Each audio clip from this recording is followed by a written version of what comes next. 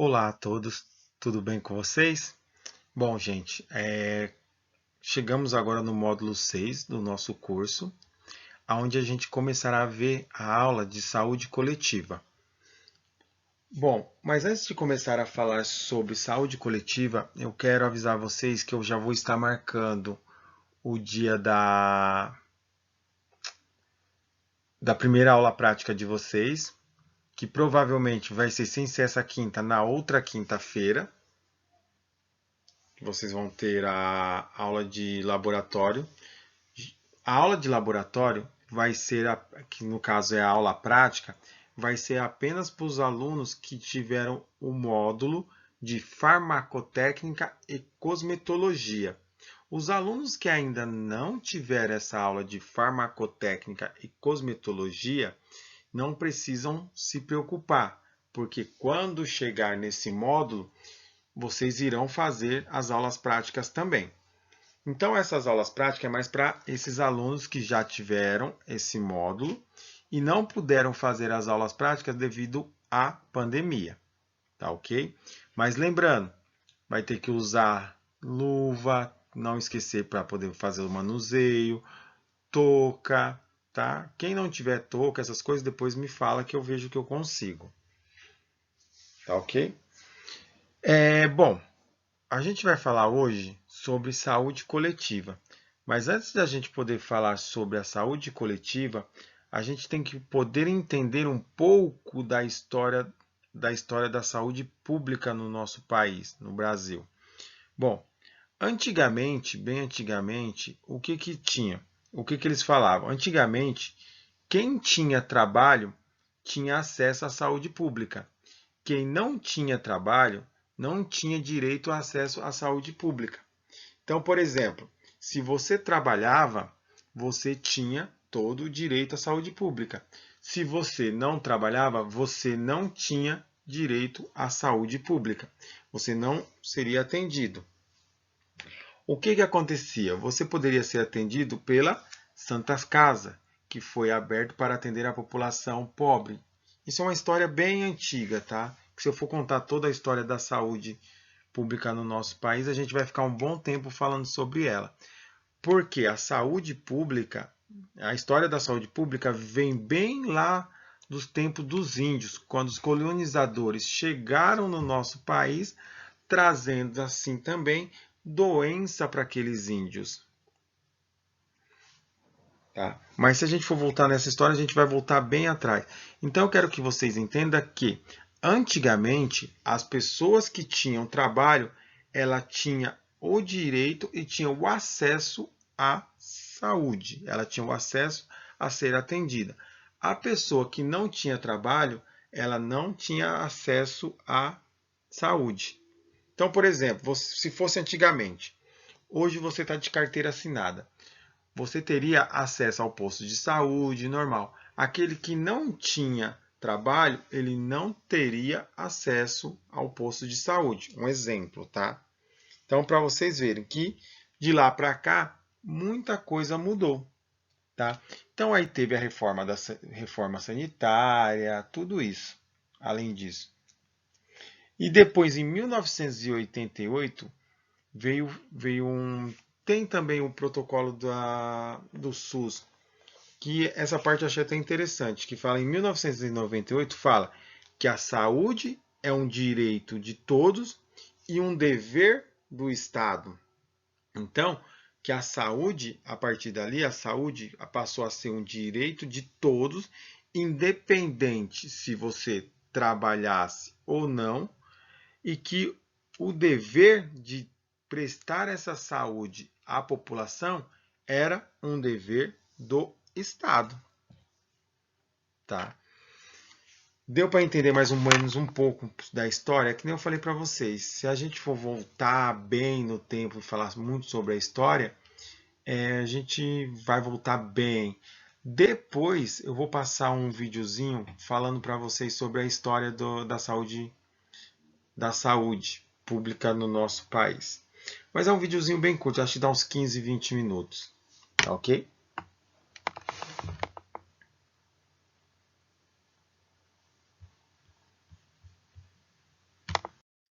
Saúde coletiva. A saúde coletiva é o conhecimento e as atividades técnicas científicas que têm por objetivo identificar e elevar os níveis de saúde física e mental da comunidade, lançando mão de medidas de promoção social, prevenção e proteção e recuperação da saúde da coletividade, através do saneamento básico, do controle de doenças transmissíveis, organização do serviço de saúde usando o diagnóstico precoce e terapêutico das doenças adequado. Promove um estado de saúde ótima e evitar as suas perdas, como saúde ou invalidez, após o ataque da doença. Em saúde, denomina Unidade Básica de Saúde, UBS, que abrange o centro de saúde, posto de saúde e ambulatório. Bom, gente, quando a gente fala em saúde coletiva, o que quer dizer? Que ela, quando lança mão de medidas de promoção social.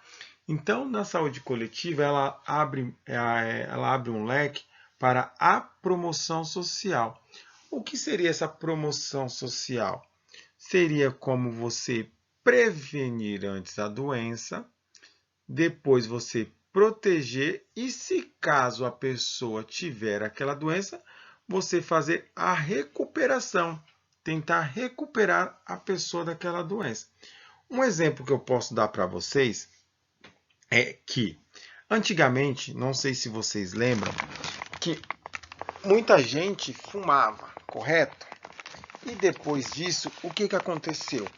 Começou a causar muitas doenças devido ao fumo. Então, pessoas alguns estudos começaram a relacionar o câncer de pulmão com a nicotina do cigarro, com o cigarro. Começaram alguns estudos também a conciliar, como que eu posso falar para vocês, além do câncer de pulmão, problemas respiratórios. Então, muitos estudos foram feitos e diagnosticando doenças através do cigarro, que determinada doença que cigarro poderia causar. E o que acontece? Então, o governo vendo isso, o que eles fizeram? Fizeram uma ação de tentar conscientizar a população dos riscos que traziam o cigarro. Então começaram a colocar as doenças atrás do cigarro para tentar conscientizar. Vocês podem ver que antigamente tinha muito comercial de cigarro na televisão, hoje já não tem, acho que nem tem mais. Então foi uma forma de quê? De tentar fazer com que a população diminuísse o uso do cigarro. Então, por exemplo, se naquela época cada 10 pessoas que fumavam, suponhamos aí que de 10 pessoas, 6 fumavam e 3 acabavam adquirindo alguma doença devido à causa do cigarro, como a gente falou, doença no pulmão e por aí vai, entre outras. Então, o que acontece? O governo, você acha que ele vai gastar mais tratando aquela pessoa ou prevenindo ela de não fumar? Então, foram ações que ele fez para poder diminuir os riscos de doença. Diminuindo os riscos da doença, você diminui a quantidade de pessoas dentro de hospital e você pode atender outras pessoas. Mas existe também outros, como que eu posso falar para vocês? Existem outros jeitos também de se prevenir a doença. Qual seria? Através de um bom saneamento básico, fazer o controle das doenças transmissíveis, né? Que vocês verem comerciais falando das doenças transmissíveis, tudo, tá? Então são formas que você tem de prevenção e proteção da população e também da recuperação da saúde em coletividade. Então, como a gente falou, aquele anúncio de cigarro acabou trazendo a recuperação em coletividade daquela população. Deu para entender? Suponhamos que você acabou fumando, acabou adquirindo uma doença lá. Então, como a gente falou, o governo vai gastar mais com você. Então, a saúde coletiva ela vem para quê? Para promover um estado de saúde, evitando que, mesmo que você tenha a sua perda, por exemplo, você decaia na sua saúde, ou aquela doença venha te causar alguma invalidez, aquela saúde coletiva, a saúde, ela vai estar contribuindo para o seu tratamento. Tá? Então, como a gente falou, muita coisa de lá para cá, de antigamente, mudou. Então, por exemplo, que nem a gente citou, antigamente só as pessoas que trabalhavam tinham o direito e acesso à saúde. As pessoas que não trabalhavam, que não tinham carteira registrada, não tinham direito à saúde. E muitas coisas mudou de lá para cá. Deu para entender o conceito de mais ou menos de saúde coletiva? Se não deu, gente, pode me chamar no WhatsApp que eu ajudo, se ficou não ficou claro. Bom, segundo Slow, antigo professor de saúde pública, em 1920, a saúde pública é a ciência e a arte de evitar doenças, como a gente falou. Segundo o professor Will Slow, a saúde pública ela pode fazer com que evite doenças, prolongar a vida, desenvolver a saúde física, mental e eficiência através de esforços organizados da comunidade para o saneamento do meio ambiente, o controle das infecções na comunidade, a organização do serviço médico e paramédico, você fazendo o diagnóstico precoce daquela doença. Tá? Um exemplo disso é você fazer o diagnóstico que nem agora. Olha só para vocês verem um jeito também. Só para a gente pegar aqui. A gente está no mês de conscientização, o Outubro Rosa, né? Então é uma forma de você fazer com que haja o diagnóstico precoce e você está fazendo com que a população se conscientize sobre o câncer de mama. Então, você não abrange uma pessoa só, você está abrangindo muita gente. Você está vendo como o controle de saúde pública? Está vendo como você pode prevenir, fazer a prevenção antes? E como não só está atingindo a uma pessoa só, está atingindo a população inteira? Tá? Pode fazer também o tratamento preventivo das doenças. Conforme o aperfeiçoamento das medidas sociais convenientes para assegurar a cada membro da coletividade um nível de vida adequado à manutenção de saúde, permitindo a cada indivíduo usufruir o seu direito de saúde e longevidade. Segundo o professor Slow, tudo isso você pode conseguir fazendo a saúde pública. E qual é o objetivo principal? O objetivo principal é a prevenção de determinadas doenças. Então, se você prevenir ela antes que ocorra, é bem melhor. Então, ela tem como objetivo principal a prevenção das doenças em pacientes ou em comunidades, tá? E como você faz essa prevenção? Essa prevenção ela pode usar várias medidas, né? Pode usar medida econômica e por aí vai. Mas uma das medidas que também é bem utilizado é a conscientização da população. Quando você conscientiza a população, você vai ter um resultado satisfatório, né? Você vai ter um resultado satisfatório com a diminuição daquele problema que estava tendo em grande escala. Então, você, por exemplo, tem uma determinada doença que está afligindo aquela comunidade. Então, suponhamos lá, A falta de saneamento básico está causando muita virose devido ao contato, das pessoas. Está causando muita diarreia, pois a pessoa não estão se como eu posso falar para vocês, não estão se cuidando direito. Então, naquele determinado lugar está tendo a falta de saneamento básico. Então, você vai conscientizar a população sobre o saneamento básico, as coisas básicas que ela necessita fazer, tá? Então, você fazendo isso, você vai ter uma diminuição daquela doença que foi causada pela falta de saneamento básico, beleza? Então, como a gente falou, uma das técnicas mais utilizadas pode ser a conscientização. Você fazendo técnicas de educação para educar as pessoas na saúde.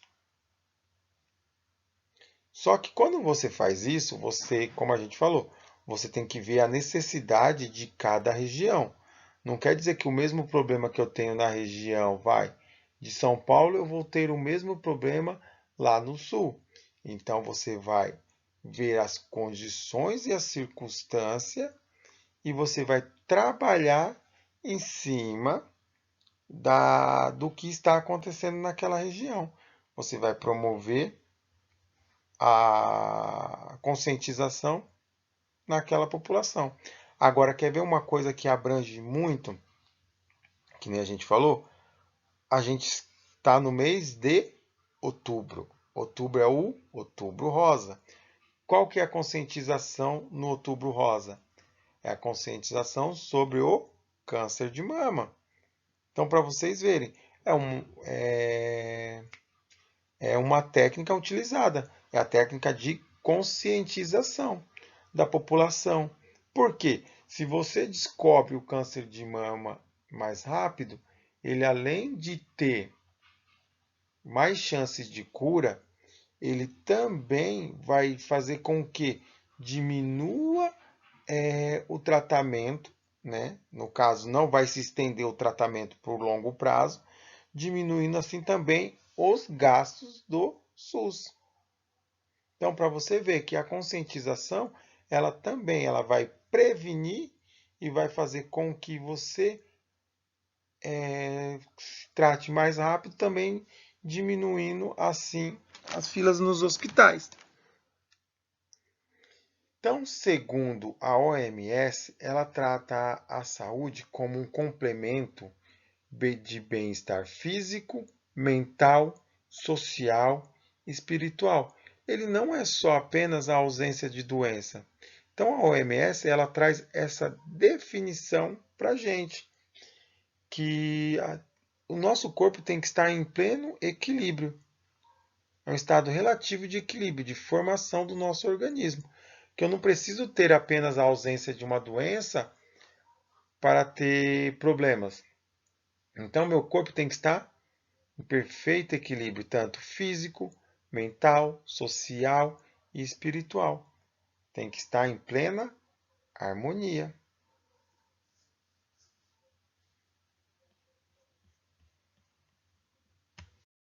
Bom, alguns fatores eles são determinantes para que a gente possa estar doente ou ser saudável. Ele pode depender diretamente de como é o seu dia a dia. Você já se perguntou como que é o seu dia a dia? Como que você está fazendo com o seu dia a dia? Então, assim, dependendo do seu dia a dia, suas relações afetivas, como está. Você já se perguntou como estão suas relações afetivas, sua saúde mental, sua atividade, sua moradia, seu lazer. Tudo isso, se você parar para pensar e refletir, você vai ver que está relacionado com a nossa saúde. Não é verdade? Que tudo isso, se a gente parar para pensar, ela está relacionada com a nossa saúde. E realmente está sim relacionado com a nossa saúde. Então a nossa saúde, ela depende também muito do nosso estilo de vida. Se a gente parar para pensar, para a gente ver, se a gente pegar a população de um país desenvolvido, de modo geral. Pensa num país desenvolvido de modo geral. A população de lá adoece? Adoece. A gente não vai falar que não, porque ela adoece. Mas como a gente falou, se você pegar um país desenvolvido, qual que é as doenças lá que vai ter assim que a gente poderia tratar? Então, se você pegar um país desenvolvido, como a gente estava falando, as principais doenças que vão ter por lá vai ser obesidade, câncer, problema cardíaco. Se você parar para reparar, o porquê do surgimento dessa doença? Muitas dessas doenças que a gente acabou de citar vai ser devido ao estilo de vida que aquela população daquele país desenvolvido ela tem. Então, qual que é o estilo de vida? Alimentar muito de fast food. Como é um país desenvolvido, as pessoas têm mais dinheiro, elas vão se alimentar muito de fast food. O sedentarismo, porque a pessoa vai querer só saber trabalhar. Muitos vão ter também o tabagismo, porque tô nervoso, vou lá, fumo, vai lá para fora. Então, olha para você ver o que pode causar em caso de países subdesenvolvidos. Agora, se a gente pensar numa parte mais carente, num país mais pobre, por exemplo, a África. Se a gente pega lá a África, qual que são os principais problemas de saúde na África? Relacionado, como a gente estava falando, ao estilo de vida, né? No caso, os principais problemas lá na África são o quê? As crianças, a maioria das crianças morre por diarreia, falta de saneamento básico, desnutrição. Então, para você ver como o estilo de vida influencia muito. No caso, gente, como eu estou falando da África, não é que eles querem ter esse estilo de vida. Eu só peguei para fazer um comparativo, tá? Porque senão depois muita gente aqui vai acabar me xingando, me criticando que eu estou fazendo um comparativo. Então, para a gente fazer um comparativo ainda melhor, só para vocês entenderem, é claro, não é fazendo um comparativo ainda melhor, não. Então, a gente também não precisa ir tão longe. Se a gente pegar o nosso país mesmo, o Brasil, a gente tem vários exemplos disso.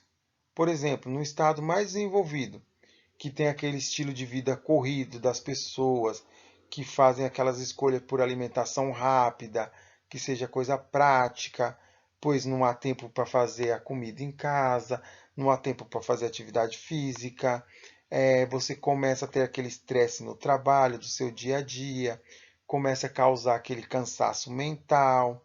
Então, as pessoas, se vocês verem, comparando ao nosso país mesmo, elas adoecem muito rápido, seja ela por doenças de câncer, obesidade, problemas cardíacos, diabetes e por aí vai, para vocês verem que o estilo de vida influenciou e muito. Agora, se a gente pegar aquelas pessoas que moram na periferia e até mesmo nas grandes cidades, aquelas pessoas doentes por causa de falta de saneamento básico, desemprego, péssimas condições de moradia, né? Agora, se a gente pegar lá o norte do nosso país, comparando ainda o nosso país, você tem a malária, a dengue, a chikungunya, a leishmaniose, doença de Chagas. Então, assim, e por aí vai, né? Para vocês verem. E por aí vai. Então, no nosso mesmo país, no Brasil, a gente consegue encontrar diversas situações. Então, para vocês verem que o estilo de vida que a gente leva, ele influencia em muito, como a gente colocou aqui, a moradia, a alimentação, saneamento básico, água, esgoto, trabalho, renda, lazer, meio ambiente, educação sanitária, como a gente acabou de falar. Então, tudo isso ele pode atingir o nosso estilo de vida, ele pode nos causar problema, né? Tem gente que não quer saber só trabalhar, acaba causando aquele cansaço físico e mental, como a gente viu o que a Organização Mundial da Saúde fala, né? Que não é só a ausência de doença, mas também que a gente precisa ter um equilíbrio, uma harmonia, né? O nível de saúde da população expressa a organização social e econômica do país, como a gente já falou. Doenças são resposta de estímulo provocado, advindo do meio ambiente ou do próprio indivíduo. atingindo também o físico, o mental e o social. Então, tem muitas doenças que podem vir do próprio indivíduo, como a gente acabou de citar. O indivíduo está estressado, acaba causando, atingindo o físico e o mental daquela pessoa,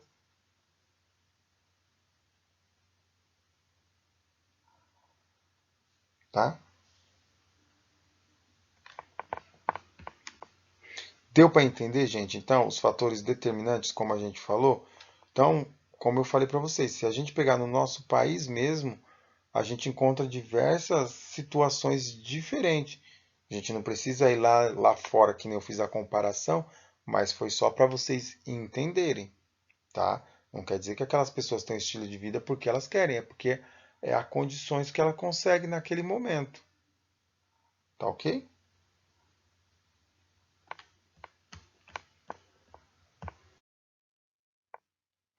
O SUS. O SUS ele é um conjunto de ações e serviços de saúde prestado por órgãos e instituições públicas e federais, estaduais e municipais, ou por entidades a elas vinculadas.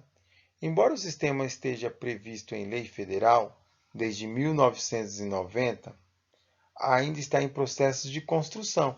Então, para vocês verem que o SUS desde 1990, ele ainda está em processo de construção.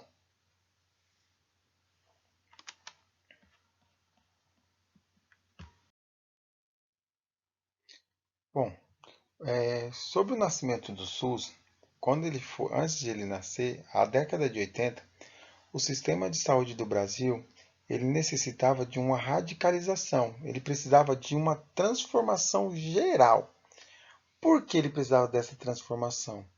Porque ele continha o seguinte aspecto ruim. Olha só, ele completa a irracionalidade e desintegração das unidades de saúde, excessiva centralização, implicando por vezes em decisões que atendem à realidade local. Então ele era descentralizado, ele não tinha a centralização. Por exemplo, ele era mais o SUS para o lado aqui de São Paulo e deixando os interiores para fora, um exemplo. Ele tinha baixa cobertura assistencial da população, pois porque ele excluía a população mais carente. Então, antigamente, antes do nascimento do SUS, a pessoa que era mais carente, ela tinha baixa cobertura, né? Por isso que o SUS veio mudando tudo isso. Aí agora muita gente vai falar, critica o SUS, que demora, que demora. Mas se você ler e pegar o conceito de SUS, você vai ver que melhorou bastante, melhorou. Tem coisas a melhorar? Tem, com certeza. Mas se você pegar em comparação ao que era antes, então, por exemplo, que nem a gente estava falando aqui, ele tinha baixa cobertura assistencial, principalmente a população, e ele excluía a população mais carente. E fora que a gente tinha comentado, lembra que quem trabalhava tinha direito à saúde, quem não trabalhava não tinha direito à saúde. Então, também, o que ele tinha? Desempenho descoordenado dos órgãos públicos e privados, conveniados, contratados e conflitos entre os setores público e privado, né? Então, tinha um conflito naquela época de quem ia arcar entre o poder público e privado. Só que agora não. Depois que houve o nascimento do SUS, a administração dele foi feita de tripartite, ou seja, o financiamento ele é uma responsabilidade em comum dos três níveis que a gente tem hoje, que é o governo federal, estadual e municipal. Então ele é feito por essas três. O financiamento é feito pelo governo federal, governo estadual e o governo municipal daquele estado. Então, para vocês verem como que era antes. Se vocês reclamam agora de como era o SUS, imagine como era antes, né? Então, o SUS, o que ele fez? Quando fez o nascimento do SUS, ele tem umas diretrizes, onde fala assim: todos os brasileiros e brasileiras desde o nascimento, têm o direito ao serviço de saúde gratuito. O Sistema Único de Saúde brasileiro, o SUS, é um dos sistemas mais públicos de saúde do mundo, sendo o Brasil o único país com mais de 100 milhões de habitantes a garantir assistência integral e completamente gratuita. Então, para vocês verem que o SUS ele mudou bastante coisa. O SUS ele foi criado em 1988 pela Constituição Brasileira. Então, se eu perguntar algum dia na prova em que ano foi criado o SUS, tem muita pegadinha de concurso público que cai isso aí também. Então, quando vocês forem prestar concurso público, sempre dê uma lida nas diretrizes sobre o SUS, tá? Que cai bastante. Isso em concurso público, tá? Então, como a gente estava falando, o SUS, antes do nascimento do SUS, era muito precária a saúde no nosso país. Depois que o SUS veio o nascimento do SUS, melhorou bastante. Hoje a gente ainda critica, mas se vocês verem o antigamente, era muito difícil. Tem países que não tem o atendimento que a gente tem. Aí vocês vão falar, tudo bem. Tem países que ainda tem naquele modelo que a gente estava falando. Quem trabalha tem direito à assistência médica. Quem não trabalha não tem direito. Então, para vocês verem. Né? Então, antes do SUS, era tudo isso que a gente acabou de falar. Era completamente irracionalidade a desintegração das unidades de saúde, excessiva centralização em um lugar, então tinha mais posto em um lugar do que em outros, né? Baixa cobertura assistencial, porque ele excluía a população mais carente, desempenho descoordenado dos órgãos públicos, então os órgãos públicos ficavam brigando entre si para ver quem que era o responsável por financiar ou pagar pelo tratamento daquelas pessoas que estavam doentes, tá? E também veio a falta de definição clara e responsabilidade de cada instância política e administrativa, que foi o que a gente veio falar também. A doutrina do SUS baseia-se no preceitos constitucionais e Constituição do SUS. Se norteia pelos seguintes princípios da doutrina: universalidade. Todos têm direito ao sistema de saúde, independente de raça, religião, etnia, sexo. Então, assim, perante o SUS, quando fala em universalidade no SUS, ele quer dizer que toda a população tem direito à saúde, sem tratamento desigual, tá? Então, independente de raça, cor, religião, sexualidade, se você é velho, se você é novo, perante o SUS você tem que ser atendido dignamente. Todos têm o mesmo direito. Tá? Então, essas são umas das doutrinas que regem o SUS. A universalidade.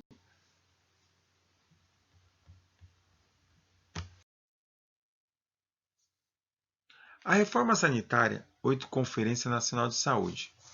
Como a gente falou, em março de 1986 ocorreu a Conferência Nacional de Saúde, com a participação de 5.000 pessoas, entre elas dirigentes institucionais, estudiosos, políticos, pesquisadores daquela época, lideranças sindicais, populares.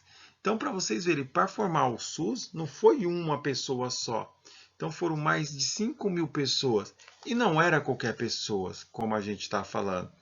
Foi desde dirigentes quase não sai, institucionais, estudiosos, políticos, pesquisadores, lideranças sindicais, populares, tudo isso para que pudesse montar o SUS, para começar a fizer a Conferência Nacional para que pudesse começar a montar o SUS. Para efetivar a implantação do SUS, seguir os seus processos de elaboração e aprovação das leis orgânicas. e Saúde. Em 1990, são promulgadas as leis 80-80-90. Detalha os princípios, diretrizes e condições gerais para o funcionamento do sistema. Organização básica das ações e serviços de saúde, com direção, gestão e competência, e atribuição de cada esfera do governo. Então, aqui eles começaram a centralizar, a direcionar o que cada esfera do governo podia fazer ou não fazer, onde ela ia atuar ou não atuar. Então, fazendo isso, eles tiraram. Lembra que eu falei para vocês que um ficava jogando para o outro? Acontece isso ainda? Acontece, mas antigamente acontecia mais. Hoje não. Se você pegar na lei, tem lá, essa esfera é responsável por tal coisa, essa esfera é responsável por tal coisa. É que às vezes a gente também não procura. Então aí você vai lá e precisa de um medicamento. O Estado joga para o município joga para o Estado. Só que se você pegar as diretrizes que tem no SUS, vai estar lá falando o que cada esfera, o que cada parte tem que fazer, tá?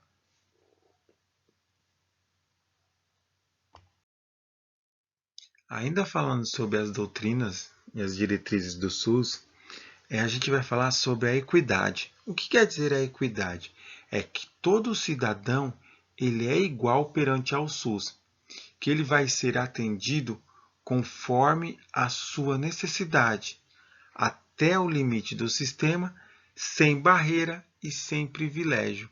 Então, quando a gente fala de equidade, ela fala que é o tratamento de maneira desigual os desiguais.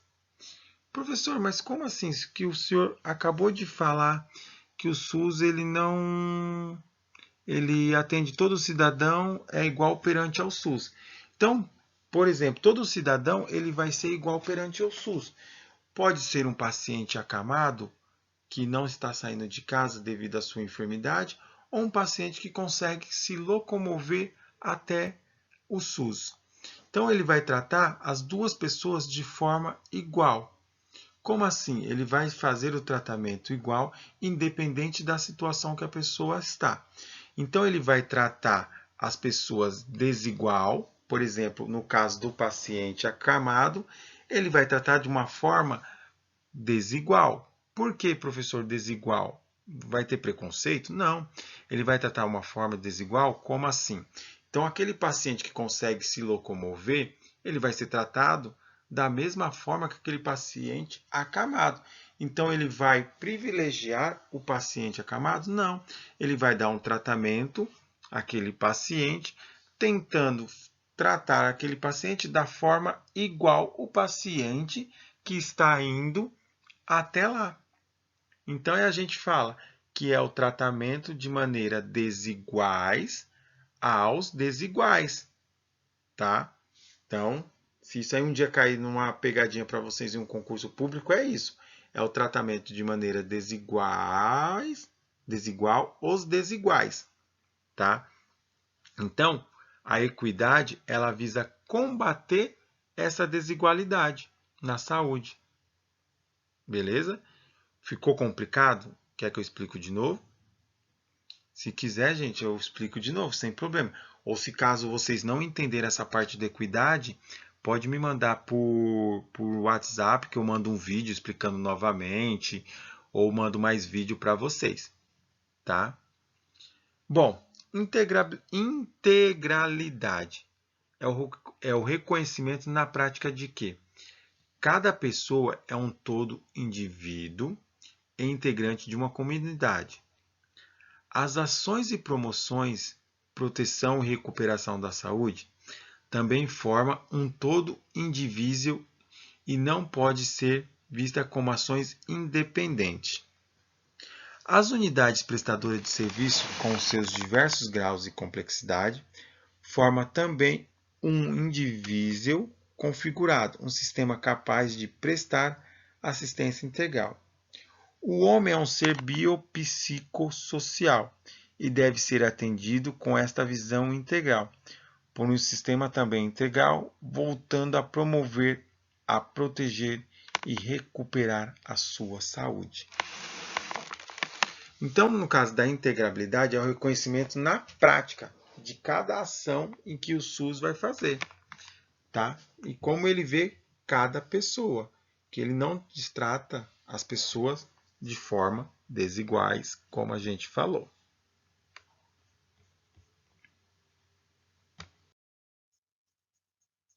Os princípios do SUS: regionalização e hierarquização. Os serviços eles devem ser organizados em níveis de complexidade, tecnologia.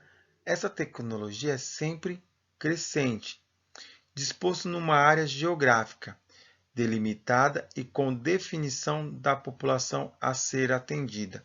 Então, por exemplo, eles vão fazer um estudo, um levantamento, né, que de quantos habitantes tem naquela população, naquela determinada região.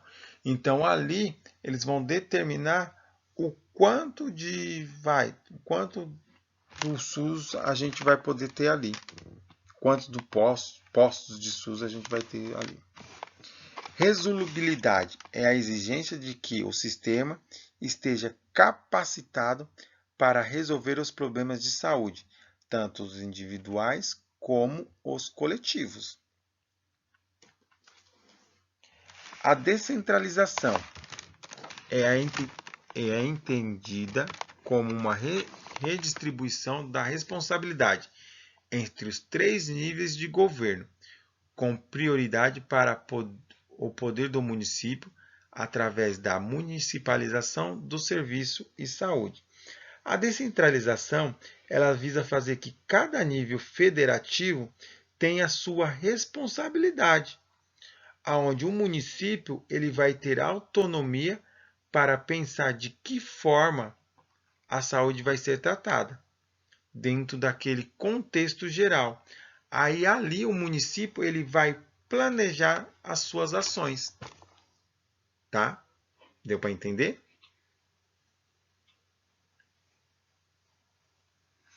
A participação do cidadão, dos cidadãos.